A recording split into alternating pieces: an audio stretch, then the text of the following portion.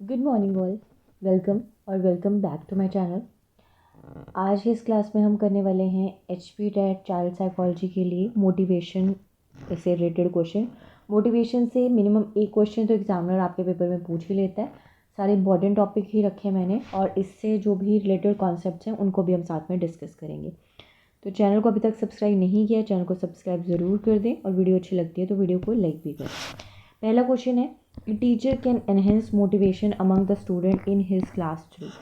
एक टीचर जो है वो कैसे मोटिवेशन को बढ़ावा दे सकता है अपने क्लासरूम में, है ना।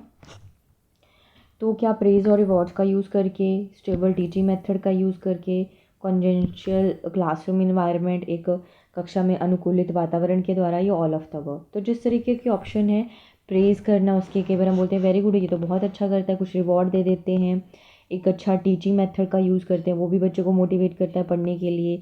एक अच्छा कॉन्जेंशियल मतलब चाइल्ड फ्रेंडली क्लासरूम इन्वायरमेंट बना के रखते हैं, तो उससे भी बच्चे का मोटिवेशन बना रहता है कि मुझे उस टीचर की क्लास अटेंड करनी है, आज ये पढ़ना है ना। तो इसके अकॉर्डिंग राइट आंसर हमारा क्या आ जाएगा, ऑल ऑफ द अबव। मतलब डिपेंड करता है ऑप्शंस पे। वैसे देखा जाए तो जो मटेरियलिस्टिक रिवॉर्ड्स होते हैं वो इतना अच्छा नहीं है बच्चे को रीइंफोर्स या मोटिवेट करने के लिए, बट ऑप्शन अगर इस तरीके से हो तो चूज़ भी कर सकते हैं हम। और मटेरियलिस्टिक रिवॉर्ड्स क्यों नहीं चूज़ करना चाहिए वैसे, क्योंकि ये बच्चे को ग्रीडी, लालची बना देते हैं। तो तब जब तक आप देते रहोगे तब तक तो बच्चा मोटिवेट रहेगा, जैसे हटा दोगे उसका मोटिवेशन भी डाउन हो जाएगा, वो काम नहीं करता है। नेक्स्ट है, which of the following is at the bottom of hierarchical structure of needs presented by Ibrahim Maslow in his self actualization theory. अब मैस्लो ने क्या किया था, हायरार्की ऑफ नीड्स दी थी, या जिसे हम क्या बोल देते हैं, मोटिवेशन थ्योरी का नाम भी दे देते हैं, और एक हायरार्की की फॉर्म में दी है। हायरार्की वर्ड जब भी आए, पदानुक्रम वर्ड आए, तो इसका मतलब ये पिरामिड टाइप का स्ट्रक्चर होता है ना, जिसमें बॉटम टू टॉप का अप्रोच रहता है। बॉटम के जो लेवल्स है वहाँ से चलना स्टार्ट करना होता है और वन बाय वन टॉप तक पहुँचना होता है। बॉटम वाली चीज़ें जो है वो सिंपल रहती हैं और ऊपर की तरफ चलते जाते हैं तो चीज़ें कॉम्प्लेक्स होती चलती हैं। ठीक है, इस तरह मतलब हायरार्की काम करती है। तो यहाँ पे पूछा गया कि बॉटम में, हायरार्की में जो बॉटम में लेवल है वो कौन सा है। सेफ्टी नीड्स हैं, स्टीम नीड्स हैं, सेल्फ एक्चुअलाइजेशन है, या फिजियोलॉजिकल नीड्स हैं। तो बॉटम में आती है हमारी फिजियोलॉजिकल नीड्स, शारीरिक ज़रूरतें। हमारी बॉडी की क्या ज़रूरत है, जो हमारे सर्वाइवल के लिए सबसे ज़्यादा ज़रूरी है, कि हमें फूड चाहिए, एयर चाहिए, वाटर चाहिए, रेस्ट भी चाहिए होता है, हमें एक्टिविटी करना भी ज़रूरी होता है ना। अदरवाइज़ हमारी डेथ हो जाएगी अगर हमारी बॉडी की ये नीड्स पूरी नहीं हुई होंगी। तो बॉटम का पूछा है, तो बॉटम में हमारा क्या रहेगा, फिजियोलॉजिकल नीड्स, शारीरिक ज़रूरतें, वो पूरी होती हैं। तब नेक्स्ट फिर आती हैं हमारी सेफ्टी नीड्स, देन उसके बाद love and belongingness, then esteem needs, और लास्ट में सेल्फ एक्चुअलाइजेशन आ जाता है ना। तो सीक्वेंस आपको पूरा का पूरा याद होना चाहिए। नेक्स्ट है, when two opposing motivations arise at the same time and want their satisfaction at the same time is called।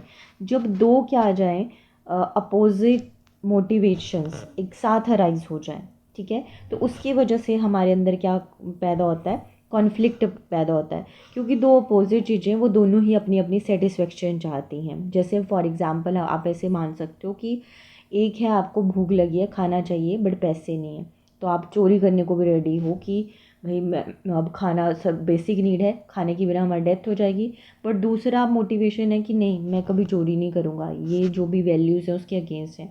तो जो दो अपोजिंग मोटिवेशन एक साथ अराइज हो रही हैं, आप अपनी वैल्यूज़ को भी पूरा रखना चाहते हो बट सर्वाइवल भी ज़रूरी है, तो इसकी वजह से कॉन्फ्लिक्ट पैदा होता है कि मैं क्या चीज़ करूँ, है ना। तो राइट आंसर हो जाएगा यहाँ पे बी। नेक्स्ट है, Maslow theory of motivation is also known as. Maslow की थ्योरी का और क्या नाम आ जाता है, इसे कहा जाता है हायरार्की ऑफ नीड्स या थ्योरी ऑफ नीड्स, है ना। मोटिवेशन थ्योरी का दूसरा नाम है hierarchy of needs. Theory of drive जो है वो तो क्लार्क हल किया जाती है। नेक्स्ट है द ड्राइव रिडक्शन थ्योरी, ये क्वेश्चन आ गया, ऑफ मोटिवेशन। तो drive reduction theory of motivation किसने दी है, क्लार्क हल ने दी है। इनकी थ्योरी के कई नाम आते हैं, ड्राइव रिडक्शन थ्योरी आ जाती है, बायोलॉजिकल कॉन्ट्रैक्ट थ्योरी आ जाती है, कंडक्शन रिडक्शन थ्योरी आ जाती है, मैथमेटिकल थ्योरीज का नाम आ जाता है ना, सोफिस्टिकेटेड थ्योरीज का नाम आ जाता है, कई मल्टीपल नाम है, रीइंफोर्समेंट थ्योरी भी आ जाता है। तो आपने ये मल्टीपल नाम इनके याद रखने हैं, ये सारे नाम हल की ड्राइव रिडक्शन थ्योरी के ही हैं, ठीक है। नेक्स्ट है उसके बाद, विच of the following is the correct sequence of motivational cycle. Motivational cycle का एक सीक्वेंस आता है कि सबसे पहले हमारी कुछ ज़रूरत होती है, कुछ नीड होती है। जैसे मान लो फूड हमारी बेसिक नीड है, इसे सेटिस्फाई करना ही पड़ेगा तभी हम सेटिस्फाई कर सकते हैं। बट हमें जब खाना नहीं मिल रहा है ना, फूड नहीं मिल रहा है, तो उसकी वजह से जो स्टेज ऑफ टेंशन एक क्रिएट होता है ना, उसे कहा जाता है ड्राइव। कि बहुत ही अब खाना, भूख लगी थी, खाना नहीं मिल रहा है, तो और ज़्यादा हमारे अंदर एक ड्राइव बन जाते हैं कि नहीं यार, हंगर ड्राइव जैसे हम कह देते हैं कि खाना चाहिए, बस खाना दो, किसी तरह से खाना दो, है ना। फिर उसके बाद आता है इंसेंटिव, मतलब आपको फूड दे दिया गया, खाना मिल गया आपको, तो खाना मिलने की वजह से, आपको इंसेंटिव मिलने की वजह से आपकी नीड सेटिस्फाई होगी, और नीड सेटिस्फाई होगी तो ड्राइव भी सेटिस्फाई होगी, है ना।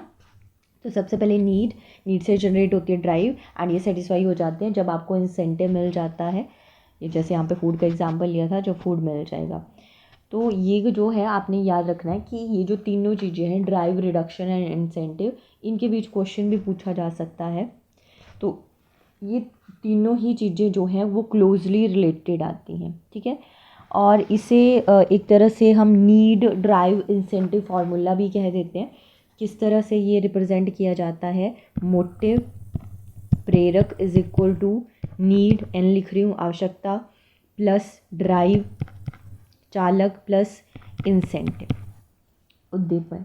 ये है हमारा फॉर्मूला, है ना। किसका फॉर्मूला है, ये फॉर्मूला आ जाता है हमारा नीड ड्राइव इंसेंटिव फार्मूला, ठीक है। क्या फार्मूला कहा जाता है, नीड ड्राइव इंसेंटिव फार्मूला।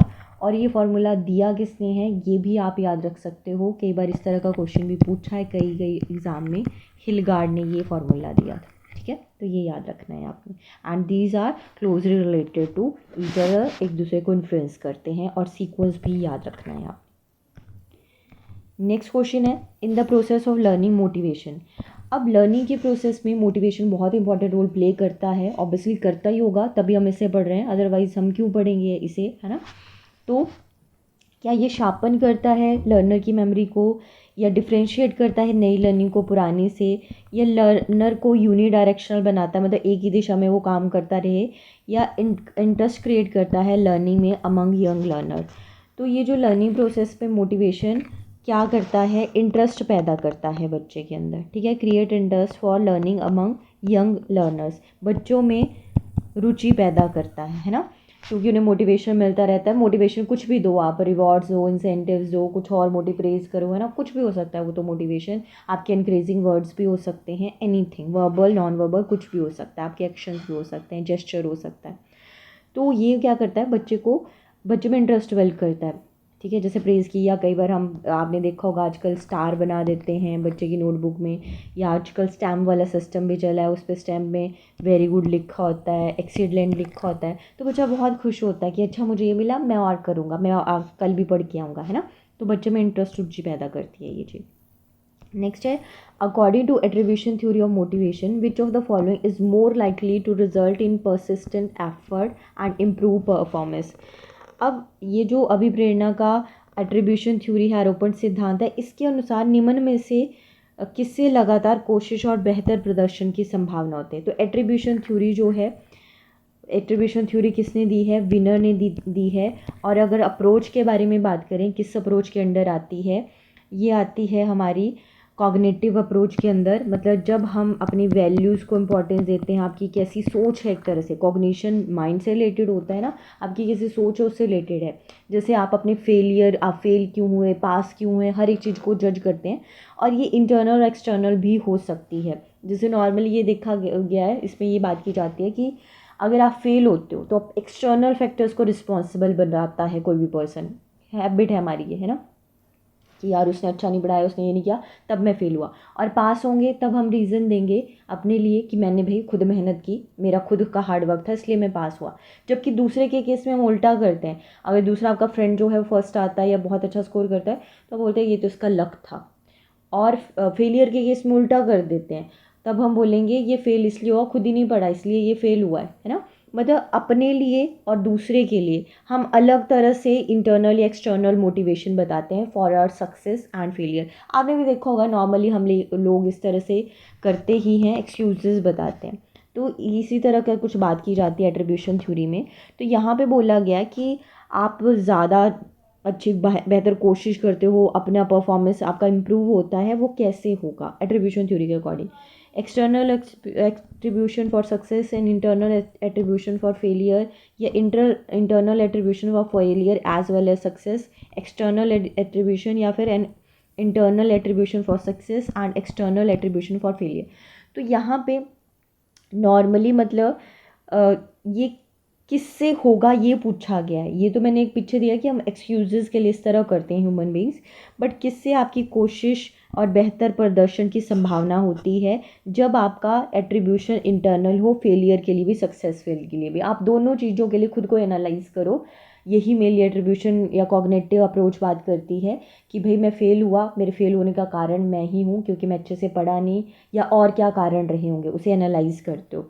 और सक्सेसफुल हुए तो उसे भी एनालाइज करते हो कि मैं सक्सेस हुआ तो क्यों हुआ, मैंने ऐसा क्या क्या टास्क किया था। तो इंटरनल एट्रीब्यूशन रहेगा फेलियर के लिए भी और सक्सेसफुल के लिए भी, सक्सेस के लिए भी, तभी वो क्या रिजल्ट देगा, persistent effort and improve performance. ठीक है, जबकि ऐसा होता नहीं है, हम उल्टी तरह से बिहेव करते हैं। नेक्स्ट क्वेश्चन है, which of the following correctly describe intrinsic motivation. आंतरिक प्रेरणा को इनमें से कौन सा बेहतर तरीके से डिस्क्राइब करता है? कि motivation that comes from personal enjoyment of task, motivation that comes from competition with others, को तो दूसरों से कंपटीशन तो एक्सटर्नल बाहरी चीज़ होगी, फियर या पनिशमेंट भी एक्सटर्नल हो गया, और यहाँ पे तो बोल ही दिया एक्सटर्नल रिवॉर्ड ही एक्सटर्नल हो गया। तो इंटरनल पूछा है, इंट्रिंसिक का मतलब होता है आंतरिक, इंटरनल। और इंटरनल जब हम खुद से मतलब अंदर से मोटिवेट हैं, एंड इसे बेस्ट टाइप ऑफ मोटिवेशन माना जाता है। तो मोटिवेशन जो हमारे खुद के इन्जॉयमेंट चाहते हैं, क्योंकि किसी चीज़ को करना हम पसंद कर रहे हैं इसलिए हम कर रहे हैं, और उसके लिए मोटिवेट भी रहते हैं हमेशा, है ना। तो वो बेस्ट टाइप होगा। तो मतलब आप अपना टेस्ट अगर क्लियर करना चाहते हो, अगर आप खुद से इंटरनली मोटिवेटेड हो तो ज़्यादा सक्सेसफुल होने के चांसेस रहेंगे। एक्सटर्नली मोटिवेटेड हो, मतलब पेरेंट्स चाहते हैं या किसी और रीज़न की वजह से, तो हमें जब तक वो सोर्स आपके सामने रहेगा तब तक तो आप मोटिवेटेड हो, वो सोर्स हट जाता है तो आपका मोटिवेशन भी हट जाता है। तो try to be internally motivated, चाहे आप हो या आपने अपने लर्नर्स को करना हो। नेक्स्ट है, which of the following is an example of an internal attribution for failure. Internal attribution अब फेलियर के लिए बताया, कौन सा एग्जाम्पल है? Fail the test because my friend were distracting me, ये तो एक्सटर्नल चीज़ आ गई। I didn't get good marks because the teacher was wide, ये भी एक्सटर्नल चीज़ आ गई। I received a low grade because the teacher is a tough grader, ये भी external. I fail the test because I didn't study enough, ये internal attribution आ गई। तो राइट आंसर इसमें होगा फोर्थ। जब खुद को ही हम क्या करते हैं, अपनी सक्सेस या फेलियर के लिए रिस्पॉन्सिबल बताते हैं, वो इंटरनल एट्रीब्यूशन है हमारा। नेक्स्ट है, which of the following is an example of intrinsic motivation. यहाँ पे भी आंतरिक प्रेरणा का ही पूछा, एग्जाम्पल कौन सा है? तो दूसरों के साथ क्या करना है, ये कंप्लीट करना है प्रोजेक्ट को, टीचर को इम्प्रेस करने के लिए। टीचर तो बाहर है ना, तो एक्सटर्नल मोटिवेशन है ये। या आपने गालियों से बचने के लिए, डांट से बचने के लिए स्टडी करनी है, वो भी एक्सटर्नल है। प्राइज़ मनी जीतने के लिए, प्राइज़ मनी भी तो बाहर से मिल रहा है, रिवॉर्ड है ना, प्राइज़ मनी मिल रही है, हो सकता है इसीलिए आप पढ़ रहे हो, तो वो भी एक्सटर्नल है। तो यहाँ पे भी पर्सनल इन्जॉयमेंट के लिए, मतलब और करेक्ट ऑप्शन पिछले जैसा ही और क्वेश्चन जैसा, बट बाकी एग्जाम्पल इन्होंने चेंज कर दिए। तो आई थिंक इससे आपको समझ आ गया होगा। नेक्स्ट ये भी कुछ इसी तरह का क्वेश्चन है, Sujata participate eagerly in the dance competition only because she is interested in winning the first prize of cash. सिर्फ इसमें इंटरेस्टेड है कि मुझे पहला प्राइज़ जीतना है, कैश प्राइज़ है जो। तो ये किस तरह का मोटिवेशन है? एक्सटर्नल, बाहरी मोटिवेशन आता है। लास्ट क्वेश्चन है, achievement, relation, power are dash kind of motives. ये किस तरह के मोटिव हैं? तो अचीव करना है, रिलेशनशिप या पावर आप लोग चाहते हैं, तो ये मैस्लो की मोटिवेशन थ्योरी में भी हम बात करते हैं कि सबसे पहले तो हम अपनी बॉडी की बेसिक नीड्स को पूरा करते हैं, जैसे घर, कपड़ा, मकान, ये बेसिक नीड्स आती हैं। उसके बाद हम क्या करते हैं, हमारी साइकोलॉजिकल नीड्स आती हैं, जैसे हमारे रिलेशनशिप आ गए एंड हमारी एस्टीम नीड्स आ गई, है ना, हमारी अचीवमेंट वगैरह आ गई। तो ये किस तरह की नीड्स आती हैं? साइकोलॉजिकल, मनोविज्ञान ही आपकी साइकोलॉजी है। ऐसा नहीं ये मिलेगा नहीं तुम्हारी डेथ हो जाएगी, बट हमें रिलेशनशिप भी चाहिए होता है क्योंकि हम सोशल एनिमल हैं। हमें चाहिए होता है कि कोई लव केयर करने वाला हो, पावर हमारे पास होनी चाहिए, दूसरे लोग हमारी रिस्पेक्ट करें, हम ये अचीव करें। तो ये सारी हमारी साइकोलॉजी है, इसलिए इसे कहा जाता है, ये साइकोलॉजिकल मनोवैज्ञानिक मोटिव आते हैं ना। जबकि जो फिजियोलॉजिकल नीड जैसे फूड वगैरह आ गया, एयर वाटर, ये सारी हमारी कैसी नीड्स आती हैं, एक तरह हमारी बॉडी के लिए, सर्वाइवल के लिए ज़रूरी होती हैं ये सारी नीड्स। ठीक है, तो राइट आंसर इसके अकॉर्डिंग यहाँ पे क्या आ जाएगा, साइकोलॉजिकल, मनोवैज्ञानिक नीड्स। तो आज के लिए लास्ट क्वेश्चन था। आई होप वीडियो आपको अच्छी लगी हो, और अच्छी लगी है तो प्लीज़ चैनल को सब्सक्राइब करना और वीडियो को लाइक भी करना, इससे मुझे मोटिवेशन मिल जाता है। Thank you for watching. आज के लिए बस इतना।